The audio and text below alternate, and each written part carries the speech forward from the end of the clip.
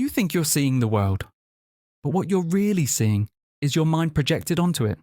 Everything you call reality. The streets you drive through, the people you understand, the beliefs you hold, exist inside the limits of your mental model.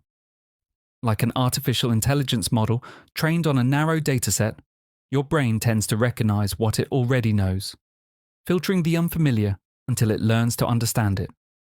Everything outside that fades from view. Stay in the same town, the same feed, the same routine, and your world doesn't stay still. It quietly shrinks. Your brain doesn't record reality exactly as it is, it predicts it. Billions of signals hit you every second, and your mind builds a version of the world from them. Neuroscientists call this predictive processing. It works just like AI. Feed it rich, varied data, and it learns flexible patterns. Feed it the same noise over and over, and it gets stuck. It's simple. Garbage in, garbage out. Limited input produces limited understanding. Most people live inside that loop.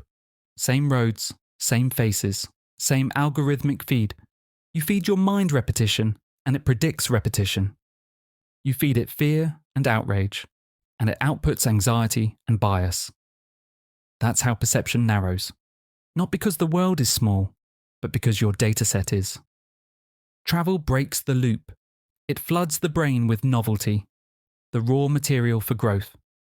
Every new landscape, language, or culture forces your senses to recalibrate. Your brain releases dopamine, the chemical that says, pay attention, this matters. It forges new connections, updates old beliefs, and rewrites your mental code. You don't just see new places, you learn new ways to see. But this urge to move isn't just curiosity, it's ancient biology. For most of human history, we were nomads. We followed food, water, and seasons. Movement meant survival. Those who explored learned. Those who stayed still didn't. Over generations, exploration became part of our design. Our dopamine system evolved to reward discovery. The same circuits that once pushed our ancestors to cross deserts fire today when we explore new places. Some studies suggest a variant of the dopamine receptor gene, sometimes called the explorer gene, is linked to higher curiosity and novelty seeking. It's not destiny, but it hints that the urge to explore may be written into our biology. So when you feel that pull to go somewhere new, that's not escapism. That's evolution speaking. You're wired to move, to learn, to adapt. Studies show that people who immerse themselves in new cultures become more creative, flexible, and self-aware.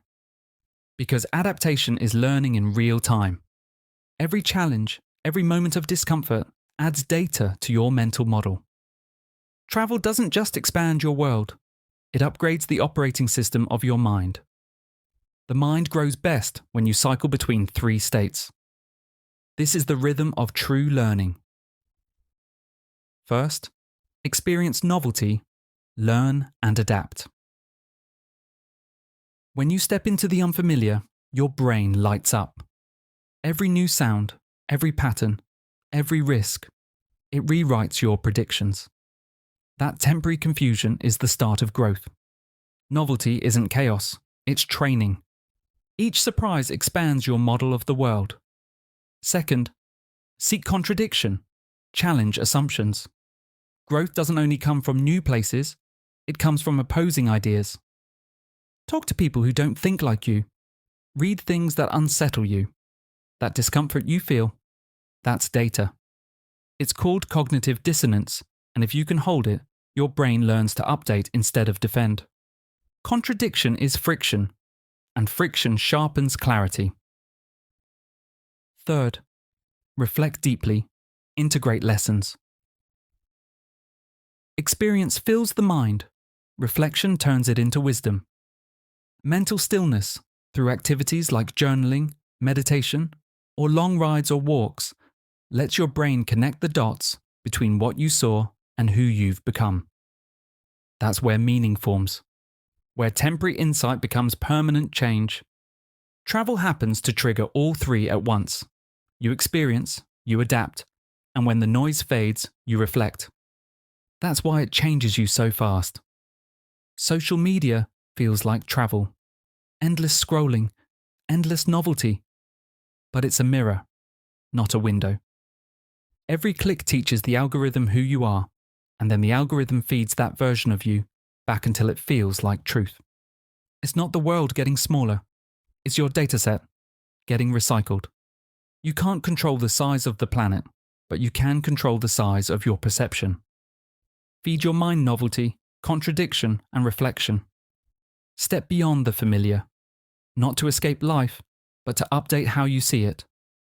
Because the world doesn't just exist out there, it exists in here. And it grows every time you do. If your world feels small, maybe it's time to retrain your model and expand your dataset. If this video made you think, hit like, share it with someone who needs to hear it, and subscribe for more rides.